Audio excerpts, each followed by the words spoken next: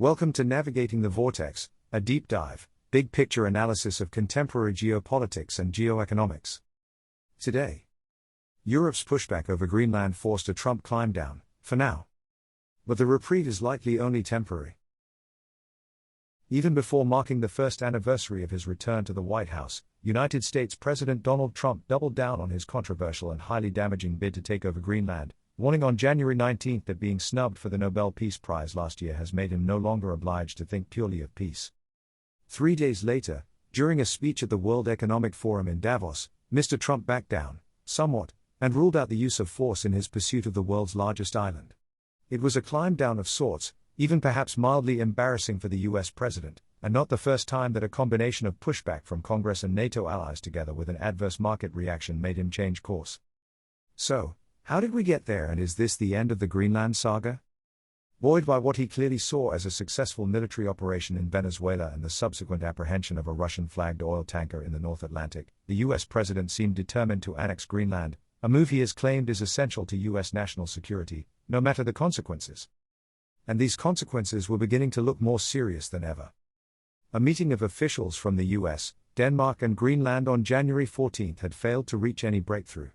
The following day, several European countries deployed small contingents of their armed forces to Greenland, an autonomous territory of NATO and EU member Denmark.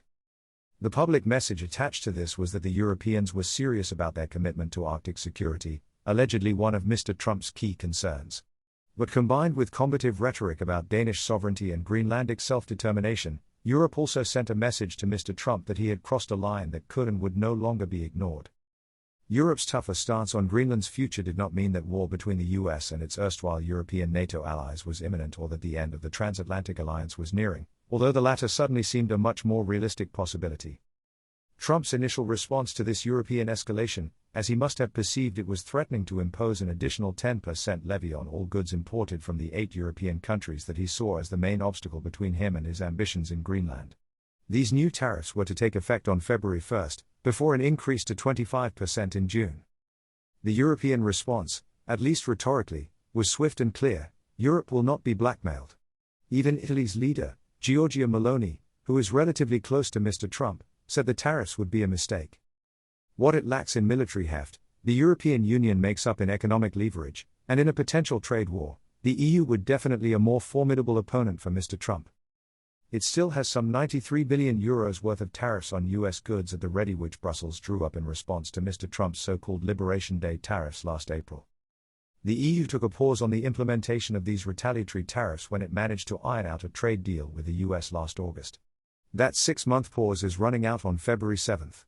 Unless there is a vote to extend the moratorium on their implementation, they will automatically come into force. This is an important consideration for both Brussels and Washington. It removes the threat of Mr. Trump's European allies, like Hungarian Prime Minister Viktor Orbán, blocking their extension. An EU retaliation could quickly lead to an escalating tariff war.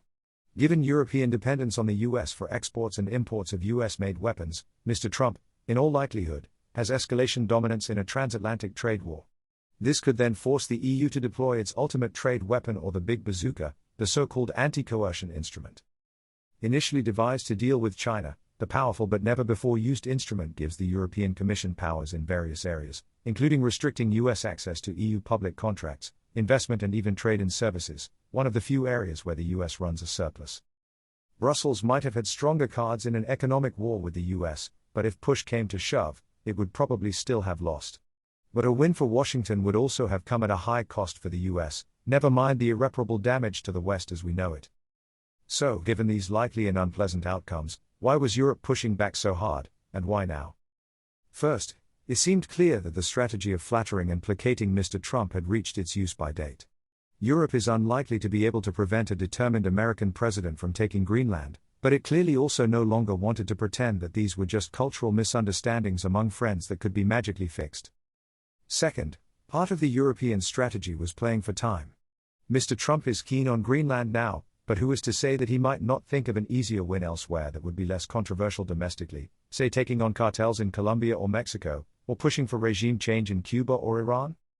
The closer the US gets to the midterm elections in November, the more Mr. Trump, and key parts of the MAGA establishment, will want to avoid debates that are difficult to sell as America first. Third, still with at least half an eye on the US mid-term elections, the thinking in Brussels very likely also was that time that Europe buys itself and Greenland now is also time that will help already obvious bipartisan opposition to Mr. Trump's annexation plans in the US Congress to become more effective. Ultimately, it seemed likely that a case could be made that any security concerns regarding Greenland are best dealt with through NATO, while the consequences for the US for going it alone, including paralysis, if not the outright dismantling of the transatlantic alliance, would harm America in its competition with China and severely limit its ability to project power outside the Western Hemisphere. These calculations appear to have borne fruit.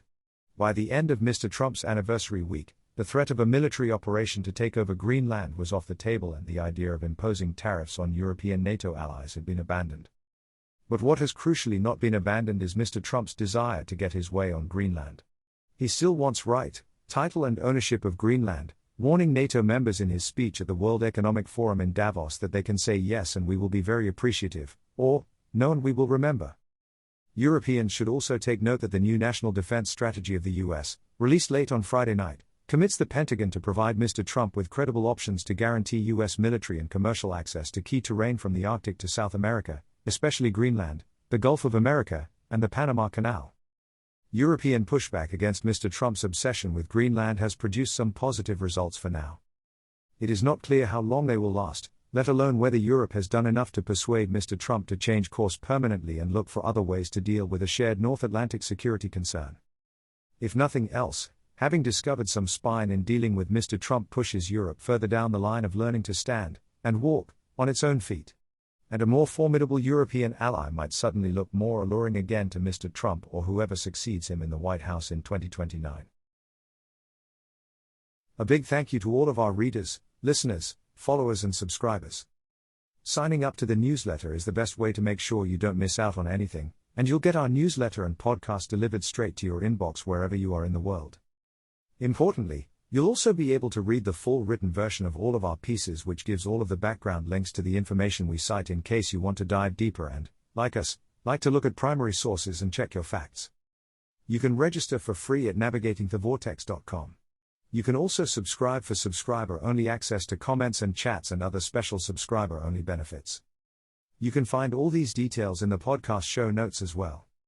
We hope you'll share Navigating the Vortex with anyone you think might find it of interest. If you like the show, please consider rating and reviewing us on Apple Podcasts or wherever you are listening.